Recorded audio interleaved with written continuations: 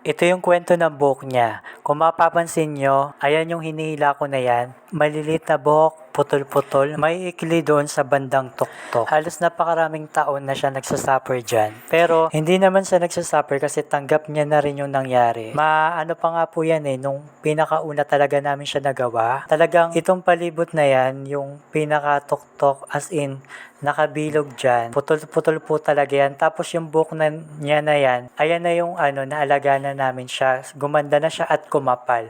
Kumpara po talaga nung una na sobrang nipis ng buhok niya, ang daming mga split ends, tapos hindi lang po dyan sa ibabaw, pati po dun sa bandang harap, as in dun sa tuktok, talagang ang daming mga putol-putol at halos hindi siya nagbabago. Tuwing ire-reban namin siya taon-taon, kapag magpapariban siya ulit sa amin, talagang hindi na tumutubo yung buhok niya. Tumutubo siya pero hindi humahaba, ganun yung nangyayari sa buhok niya. Ayan yung binibilugan ko na yan, lalo na dyan sa harap. Talagang ang daming dyaang mga maiikli na buhok. At napakanipis ng kanyang buhok. Dati nung una namin siyang ginagawa. So matagal na namin siyang client. Halos ilang taon na siya.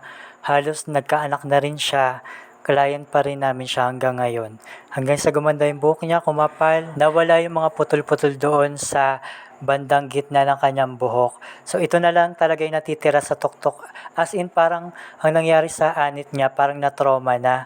Hindi na talaga siya umahaba, as in maikli na lang talaga yung buhok doon sa bandang tuktok. Pero hindi na katulad nung dati na talagang ang dami niyang maikli na buhok. So ito na po yung pinaka-resulta. Ayan, kung makikita nyo, wala po yung second plancha.